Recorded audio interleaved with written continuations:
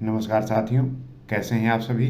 उम्मीद करता हूं कि आप स्वस्थ होंगे, सुखी होंगे और प्रसन्न होंगे। श्रीमद् भगवत गीता में आपका स्वागत है। हम श्रीमद् भगवत गीता के माध्यम से जीवन के विभिन्न क्षेत्रों को, जीवन को समझने का प्रयास करते हैं और ये जानते हैं कि आपके जीवन में जो आपका मन है ये कैसे काम करता है और ये कैसे जो है आपको महान बना सकता है और आपको जो है नरक के द्वार पे पहुंचा सकता है। तो कहते हैं कि या तो आप अपने मन को अपने नियंत्रण में कर लो, नहीं तो ये मन जो है आपको अपने नियंत्रण में कर लेगा। और जो व्यक्ति अपने मन को अपने नियंत्रण में करता है वही जो है हर एक काम को अपने तरीके से कर सकता है। लेकिन अगर वो मन के काबू में आ गया तो फिर उससे जो है कोई काम हो नहीं पाता। मन जो है जो चाहेगा वो करवाएगा। तो आवश्यक हो जाता है कि आपका जो मन है वो आपके साथ रहे, आपका जो मन है वो आपके तरीके से काम करे, तभी जो है आपको सफलता मिलेगी। तो जो मन का फंक्शन है वो बड़ा कॉम्प्लेक्स होता है। बहुत सारे लोग जो है इसको लेके बहुत परेशान होते हैं, उनको नींद तक नहीं आती। लोग जो है पूरी रात रात तक परेशान रहते हैं। तो इस मन का खेल क्या है, ये मन जो है किस प्रकार से काम करता है और मन की जो लक्षण हैं वो कैसे जो है हमें इन्फ्लुएंस करती हैं। तो श्रीमद् भागवत गीता में बताया गया है कि मन पर अगर आपको नियंत्रण पाना है तो सबसे पहले जो आपकी इच्छाएं हैं, कामनाएं हैं, वासनाएं हैं, इनका त्याग करना होगा।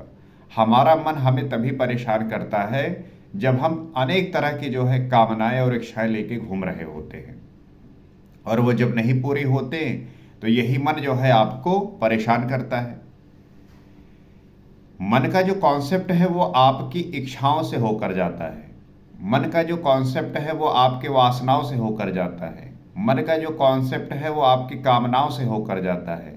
तो आप जितने ज़्यादा इच्छाएं, कामनाएं और वासनाओं से ग्रस्त होंगे उतने ही ज़्यादा आप मन के कंट्रोल में होते चले जाएंगे।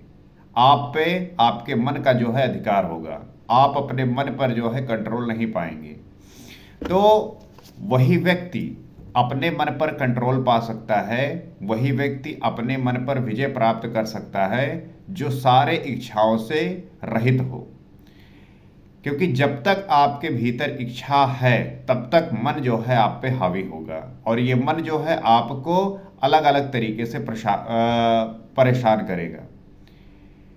लोग जो है तरह तरह की जो है दवाइयाँ लेते हैं नींद के लिए, तरह तरह के उपाय करते हैं, लेकिन उनको नींद नहीं आती। लेकिन जो मेन कारण है उनकी नींद ना आने का वो है ये सारे विभिन्न चीज़ें। वो अनेक वस्तुओं की प्राप्ति के लिए चिंता कर रहे हैं, वो अनेक व्यक्ति या वस्तु को प्राप्त करने की चिंता कर रहे हैं। तो जैसा वो चाह रहे हैं जब वो नहीं होता तो वही बेचैनी उत्पन्न करती है। और यही जो मन है, अब ये जो चीज़ें हो रही होती हैं ये मन के द्वारा हो रही होती हैं। मन कौन है? मन होता है आपका अहम, मन होता है आपका जो अहंकार है, मैं। तो ये जो है आपको पटकता रहता है और जब तक आपके भीतर अहंकार है तब तक जो है आप इसके वशीभूत रहेंगे। तो हमें उसको फाइंड आउट करने की कोशिश करना है कि कैसे जो है वो कार्य करता है और कैसे जो है मुझे उससे निजात पाना है। तो ये सबसे मुश्किल होती है किसी भी व्यक्ति के लिए कि अपने मन पर अधिकार कैसे पाया जाए, अपने मन पर कंट्रोल कैसे पाया जाए, नियंत्रण कैसे पाया जाए। तो ये काफ़ी चुनौती भरा होता है। इसके लिए आप जो है ध्यान कर सकते हैं। ध्यान की प्रक्रिया द्वारा आप अपने मन को अपने नियंत्रण में कर सकते हैं। जैसे ही आपका मन आपके कार्य से भागने लगे, आप जो है अपने श्वासों पर आ जाइए और जब आप श्वास प्रश्वास का हवन करेंगे तब जो आपका ये मन है ये शांत होने लगेगा। तो मन जो है आपको डेली परेशान करता है, पटकता है और अलग अलग तरीके के काम करवाता है जो आप नहीं करना चाहते।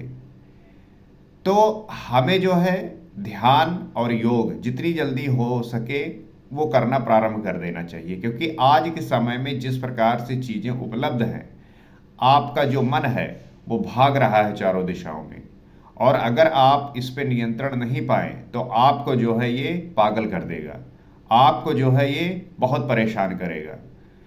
तो अगर आपका मन आपके नियंत्रण में नहीं है तो आप ये समझिए कि आप किसी न किसी मुश्किल में पड़ने ही वाले हैं। अब इसको नियंत्रित करना इतना आसान नहीं है। इसके लिए आपको बहुत साधना करनी पड़ेगी, अभ्यास करना पड़ेगा। तो इसीलिए जो है आपको ये मैं कहता हूँ कि आप जो है ध्यान करना और योग करना प्रारंभ करिए, क्योंकि जब आप ये करना प्रारंभ करते हैं तब आप समझ पाते हैं कि ये चीज़ें होती कैसे हैं। तो जब आप धीरे धीरे ये चीज़ें करना प्रारंभ करेंगे तब आपको इसका जो ज्ञान है वो होता चला जाएगा। तो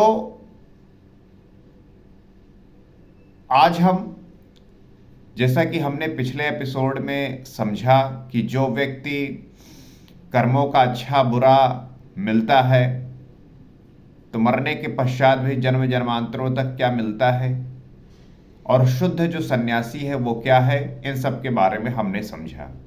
आज हम आगे देखेंगे और समझेंगे कि जो व्यक्ति शुभ और अशुभ कर्म होने में क्या कारण है, कि जो आप देखते हैं जो शुभ और अशुभ चीजें होती हैं उसका क्या कारण है। तो पंचतानि महाबाहो कारणरानि निबोध में सांख्ये कृतांते प्रोक्तानि सिद्धये सर्व कर्मणाम।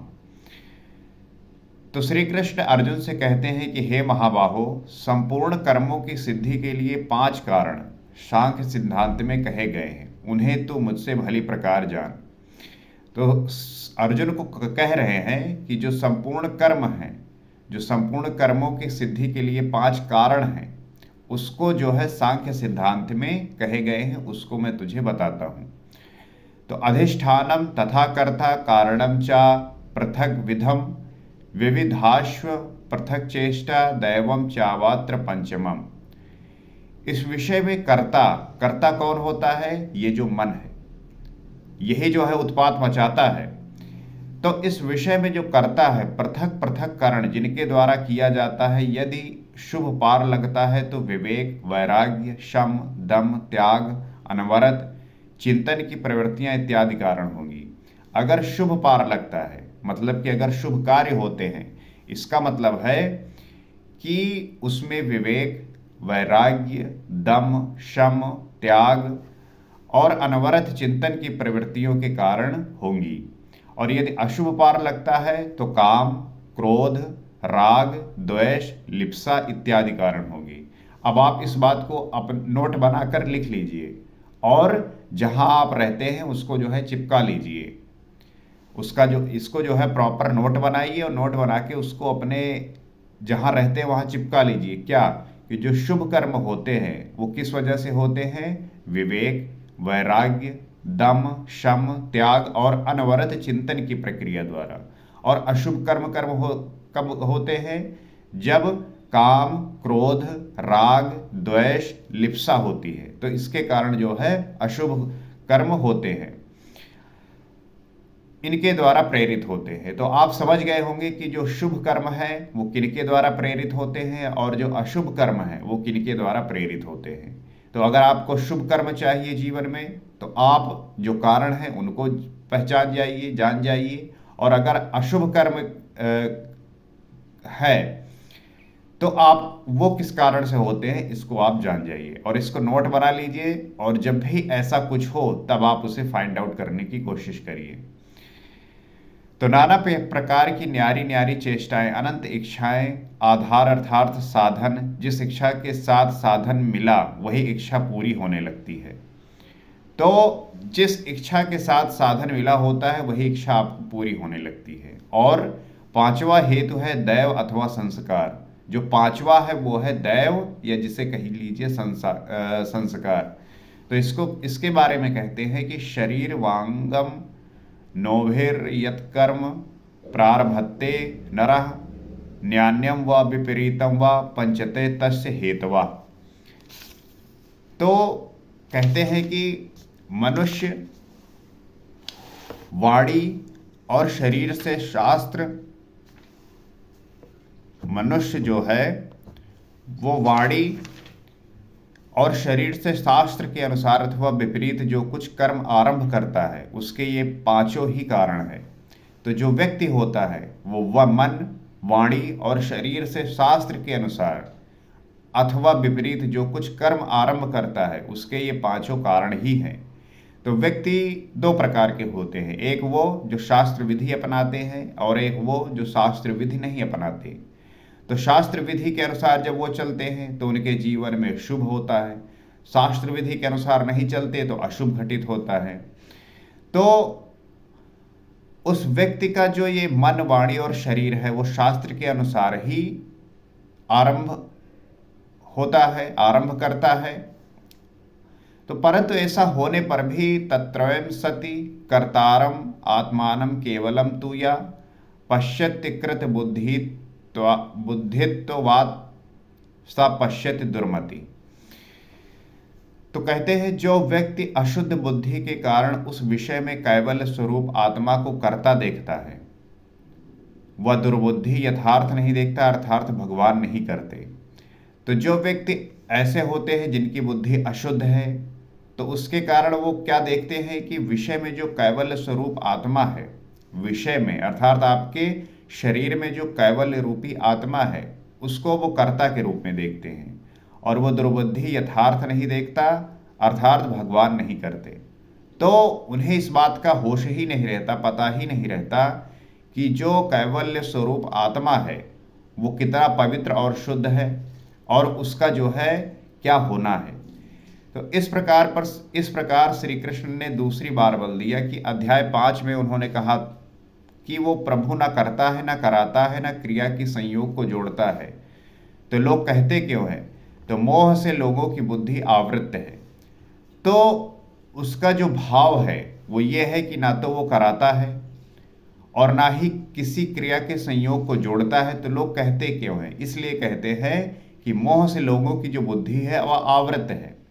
जो लोग हैं उनकी जो मोह से बुद्धि है वो आवृत हो चुकी है, मोह से जो है लोगों की बुद्धि भ्रष्ट हो चुकी है, इसलिए कुछ भी कह सकते हैं। इसलिए जिन लोगों की बुद्धि मोह से भ्रष्ट हो जाती है वो कुछ भी कह सकते हैं, वो भी कुछ भी कर सकते हैं।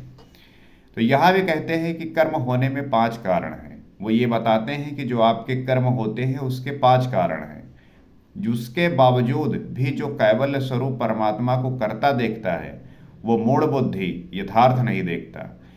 ये जो भी होते हैं वो 5 कारणों से होते हैं, उसके बावजूद भी जो कैवल्य स्वरूप परमात्मा को कर्ता देखता है, ऐसे जो मूढ़ बुद्धि हैं वो यथार्थ नहीं देख पाते, अर्थात भगवान नहीं करते। यथार्थ नहीं देखता, भगवान नहीं करते।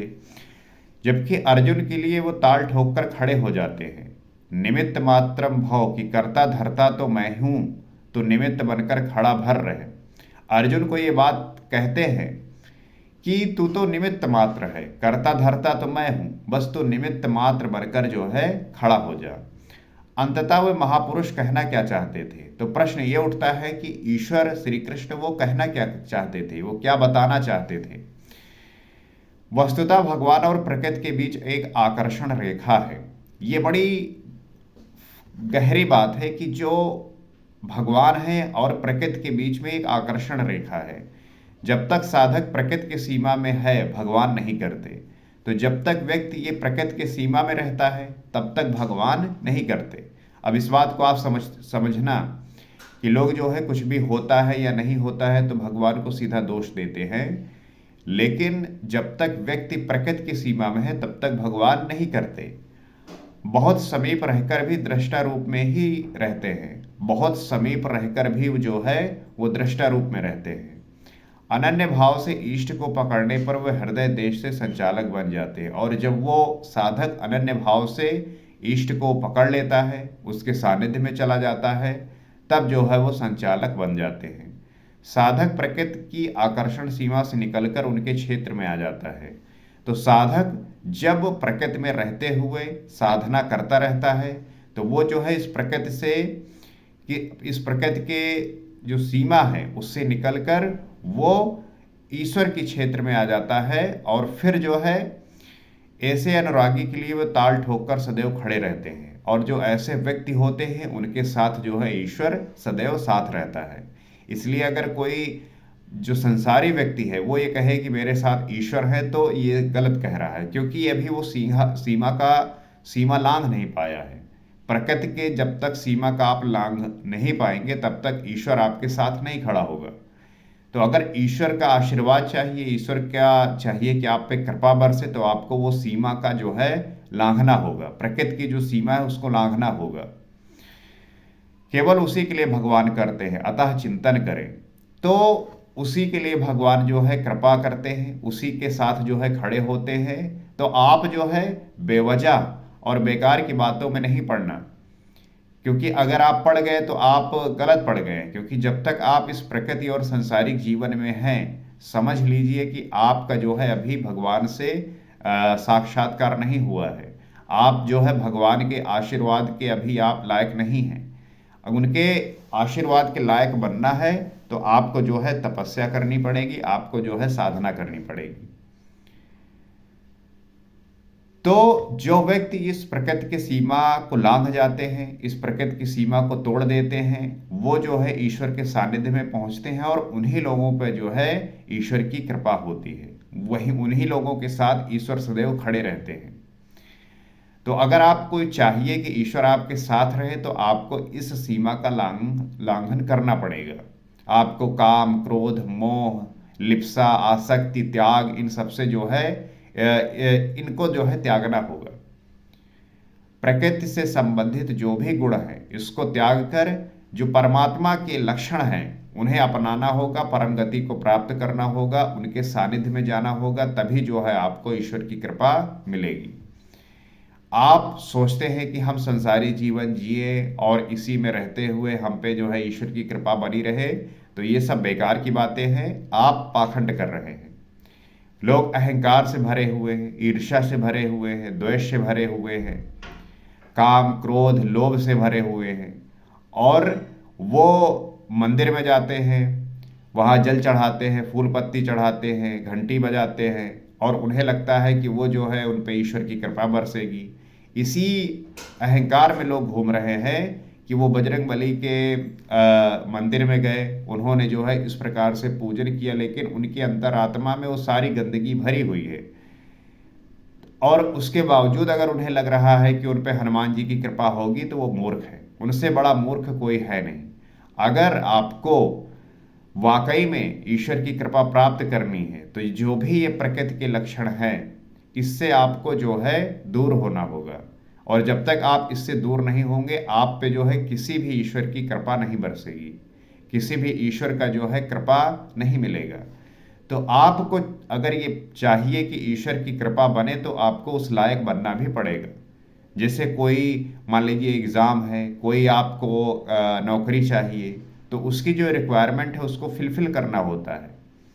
जैसे मान लीजिए कि यूपी पुलिस है या दिल्ली पुलिस है, तो जैसे पुलिस के लिए, आर्मी के लिए आपको रनिंग रिक्वायरमेंट होती है कि रनिंग आपको इतने मिनट में इतना करना है, मतलब वो रिक्वायरमेंट है। जब तक आप वो फुलफिल नहीं करेंगे आपका सिलेक्शन नहीं होगा। तो उसी प्रकार है कि ईश्वर की अगर आपको कृपा प्राप्त करनी है तो आपको प्रकृति के जो लक्षण हैं उससे निकलकर जो ईश्वरीय गुण है वो प्राप्त करना होगा, तब जो है आपको ईश्वर के जो कृपा है वो बरसेगी आप पे। और अगर आप बेवजह और पाखंड के काम कर रहे हैं, जैसे होता नहीं, लोग तरह तरह के पाखंड करते हैं, भीतर जो है ये सारे गुणों को लिए घूम रहे हैं, और बाहर से चाहे वो मंदिर जाए, कहीं भी जाए, कुछ भी कर लें, इससे जो है आपको कुछ प्राप्त होने वाला नहीं है। भीतर चेंज करना है। जब भीतर चेंज करोगे तो आपको कहीं जाने की आवश्यकता नहीं होगी। ईश्वर आपके पास में आके आपको जो है वो आशीर्वाद देंगे, वो जो है कृपा करेंगे। आप जहां बैठे हो, जहां रह रहे हो, वहीं पे आपको जो है आशीर्वाद देंगे। तो आपको कहीं जाने की आवश्यकता नहीं पड़ेगी। आप भीतरी रूप से अपने आप को चेंज कर लीजिए, ईश्वर आपके सामने प्रकट हो जाएगा और जैसा आप चाहेंगे वैसा जो है वो करेगा। तो सही बात समझने की आवश्यकता है। और जब तक आप पाखंड और बेवजह की बातों में पड़े रहेंगे, आप जो है दुखी और परेशान ही रहेंगे। और फिर आप चिल्लाते रहते हैं कि ईश्वर हम पे कृपा नहीं कर रहा। आप बनिए तो उसके जैसा, उसके कृपा के पात्र जैसा बनिए। तो जिस दिन आप बनेंगे, ईश्वर का आशीर्वाद अवश्य मिलेगा। लेकिन आप उसके योग्य है नहीं, और आप मांग जो है सब कुछ रहे हैं।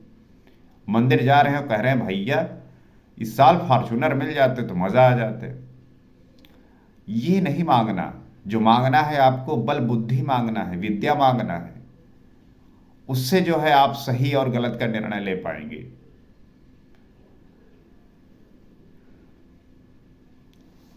तो गीता का अध्ययन करने का यही जो है लाभ है कि आप चीजों से अवगत होने लगते हैं। आपको पता चलने लगता है सही क्या है, गलत क्या है, क्या आप कर सकते हैं, क्या आप नहीं कर सकते। इन सब को जो है जानकर आप अपने जीवन को उस अवस्था पे ले जा सकते हैं जहां पे आनंद जो है बहेगा।